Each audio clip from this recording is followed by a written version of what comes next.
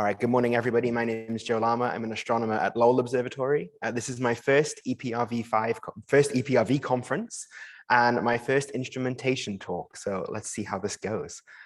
You can say I've either ascended or descended through theory, observations, and into instrumentation. So I very optimistically put the title here of Disentangling Planetary and Stellar Signals by Observing the Sun with EXPRES. So I'm going to talk about the solar telescope that we've built for EXPRES. At the bottom here is our very lean but powerful team with EXPRES. But really, since this is apparently a conference where we're okay to talk about challenges and things we've faced, this is actually what the title of this talk should have been. Fixing fivers, shoveling snow, and worrying about forest fires. All the things I did not have to think about as a theorist during my PhD, but now I care about apparently as an observer and an instrumentation person. So I don't think we need to spend too much time on this, but why observe the sun? I love this plot from Nadège Meunier's work back in 2010. This is radial velocities derived from SOHO images of the sun during an entire solar cycle. And you can see even during the quiet parts of the cycle, the amplitude, it's about 1 to 2 meters per second. Overplotted there in red is the signal from an Earth-like planet at 10 centimeters a second. And so just like we've heard already today, stellar activity is really one of the main challenges that we need to overcome to find exoplanets. And so why observe the sun? Well, quite simply, we can get up close and personal with the sun. I love this picture from NASA's Solar Dynamics Observatory. Every slice you see here is a different wavelength of the sun, going from soft X-rays through the extreme ultraviolet to the far ultraviolet and finally into the optical. And so the amount of data we can collect on the sun, we can resolve all these spots and things like that. And we heard a great talk from Rachel Rottenbacher earlier about how we're getting there with stars, but we're not quite there yet. And so for now, the sun remains the best star that we can truly resolve what's going on the surface. So John Brewer gave a great overview of the EXPRES instrument on Monday. It's attached to the 4.3 meter Lowell Discovery telescope. It's about 40 miles south of Flagstaff in Arizona. It's a resolution 137,400 to 800 nanometers. It's very similar to NUID in that regard, a slightly narrower wavelength range, slightly higher resolution. We use an exposure meter where we take second by second counts per second. That'll be used later for the calibration of our solar data. We do a telluric modeling using a code developed by graduate student Christopher Leet at Yale. And we use CCF and chunk by chunk radial velocities. One of the really powerful things about the Lowell Discovery telescope is its deployable tertiary mirror. And so we can actually switch instruments within about 20 seconds. And that makes us a really powerful for EPRV observations where we can swap between programs very efficiently. Now, EXPRES was commissioned in 2018, began science in January of that year. And just as an instrument profile there it is next to graduate student Ryan, who I don't think he knew how often this picture would get shown in conferences, but at some point I need to ask him if he knew that when this was taken. So onto the solar telescope. Our solar telescope is more closely aligned with the HARPS North solar telescope. So we do not use one of these commercial off-the-shelf solar trackers. We actually use a mount designed for amateur astronomy. And so our mount is an alt-as mount. We purchased the solar guider. This little device on top of the solar telescope is designed to observe the sun. And so that sends corrections to the mount and keeps us nicely aligned. I did not say the acronym for the solar telescope, though John gave it away on Monday. It's the Lowell Observatory Solar Telescope. It's LOST. So LOST 1 is the EXPRES feed. And it's very similar to the design that Andrea just talked about. It's a 70 millimeter lens that sends light through an integrating sphere into a fiber and into EXPRES. We also have LOST 2, which is an imaging camera. It's just to keep for calibration purposes. It's just a white light imager that we use for some quality control. We don't do any science with this instrument, but it is very useful for a quick look to see what's going on with the spectrograph and the sun and the telescope itself. So, as you all know, we went into lockdown in March 2020. One of the real advantages of being a small private research institution is we can react very fast. And we actually put our COVID procedures in place and got back on sky within about 2 months of lockdown. We were very quick to respond, and that enabled us to install the solar telescope in summer 2020. We had the right precautions in place. We had a small dedicated team outside. I got to go up in a cherry picker. It was an okay time. Here's the site out at the Lowell Discovery Telescope. The big dome there is the LDT dome. And on the roof of the green building there is the solar telescope. The fiber connection runs down the wall there, under the ground and into the express room at the LDT site. It's about an 80-meter fiber run. One of the themes I'm sure many of you as observers know is that we've had bad weather this year so far. This was a picture taken in January. You can just see the solar telescope peeking through the snow on the dome there. I love that picture, but just to give you an idea of how we operate, it's very similar to NUIT. It's purely fully automatic. I wouldn't wish clicking go for any graduate student for that much time during the day. But we observe the sun whenever it's above 15 degrees. We do morning calibrations.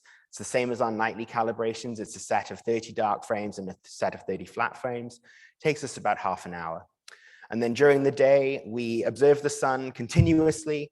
Our exposures are capped at signal to noise 500. So instead of observing for a fixed amount of time, we observe for a fixed signal to noise, or 600 seconds if it's a cloudy day. We terminate exposures. And in clear conditions, our cadence is about 180 to 240 seconds, depending on air mass and things like that. We also take wavelength calibrations throughout the day. We take laser frequency comb and thorium argon frames every 30 minutes. So I have about 3,000 LFC frames so far collected through the solar program. And the whole goal was to have minimal modifications to the EXPRES pipeline, which is shown here as detailed in Petersburg et al. 2020. You don't need to read this. It's just to show you the orange lines, the orange boxes here are the bits that we've actually changed. The only one majorly of note is the barycentric correction. I worked very hard and had a lot of help from Shubham Kanodia on that.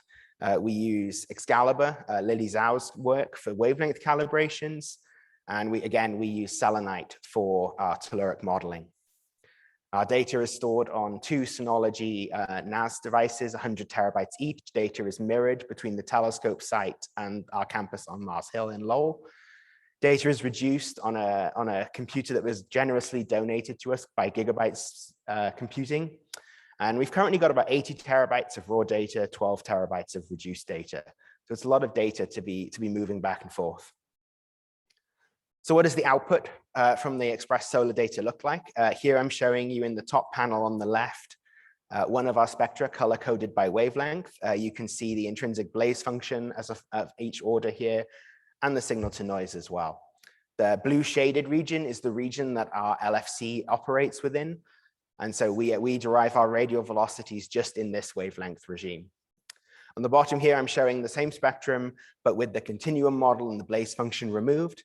Overplotted in red is the telluric model that we produce using our machine learning code. And the inset there is just a zoom in on the H alpha line. And you can see in the bottom of that panel, the purple there is the LFC spectrum. So each one of those upticks there is an LFC line. And on the right is just a signal to noise as a function of wavelength for a 500 observation. It peaks around 700 nanometers, and that's just a combination of the response of the fiber and the spectrograph. We've worked very hard on quality controlling the data. I won't go too much into this, but essentially we've derived a metric using our exposure meter to determine what observations we should throw away. We also find a jump in the data at solar noon. So on the left here, I've taken all the observations that we have that have a good quality control, and we phased them to the same time during the day. And you can see there's a clear jump when the telescope performs its meridian flip. Lily Zhao has worked really hard on correcting that for me, and I'm very grateful for that. And so on the right here, you can see the correction that we perform. And I believe there's still some trend here, and that's exactly the effect that Xavier was just asking about. There's some differential extinction signature in there, and there's potentially still some work to be done to better fit this data out, the jump at noon. So what does the time series look like? Here is all our data going up to about May last year, sorry. Plotted in blue are all the individual observations that meet the quality control that we've set. And in gray is the daily bin data set. And on the right, I'm just showing 4 images of the sun from SDO. These are HMI continuum, magnetogram, FUV, and EUV. And I can't see, is that movie playing? Yep, cool. So you can see what the sun is doing as the data goes along there. And I've also learned as an instrumentation person, every data point tells a story. Every gap also tells the story. The first gap there was when we had to evacuate the LDT site because of the threat of forest fire. Fortunately, the fire never met us, but we weren't allowed to the site. And so we had to shut down most of our systems. And the second gap there is unfortunately when we broke a fiber. That was disappointing, but it's one of the facts of life. Some statistics on the observations. We have more than 50,000, as I said, and you can see on the left here, just our average exposure time. And the dual peaks there is actually the results of having broken the fiber. The mound on the right, around 240 seconds, is actually with the old fiber. And our new fiber seems to be more higher throughput than the old one. So that's great. We're getting faster. We're getting a faster integration time now, which is really nice. On the right, I'm just plotting the RMS of each day's worth of observations, and it peaks at about 70 centimeters a second. Very similar plot to that of Andrea, where we recover the P modes of the sun using the EXPRES observations, the peak there at 5.5 minutes. We also cover the rotation of the sun at 27 days. And so I'm really excited about how we can use this data to compare with other instruments as well. So not only learn about the sun, but learn how we can combine data sets between spectrographs really well. And I won't steal Lily's thunder. She's going to go into much more detail about this shortly. And so I'm right out of time. I will leave you with my conclusions there and take any questions that you may have.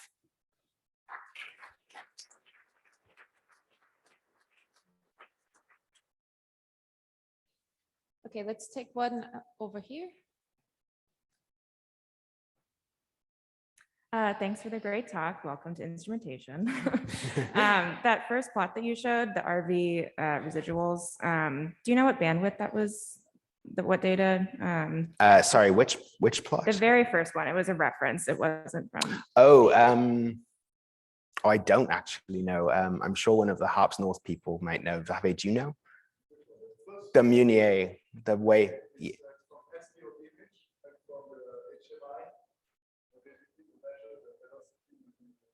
Well, it's Soho though, right? Was it the same wavelength range? Yeah. So I think it's the same. It is the same iron line. Okay. Yeah, it was so. Yeah, indeed, not SDO. Well, we're hearing conflicting information here. Ask our next speaker to come up, and we're going to take your slides away from you, Joe. But while that's happening, I think Xavier has the microphone, so we'll let him ask one.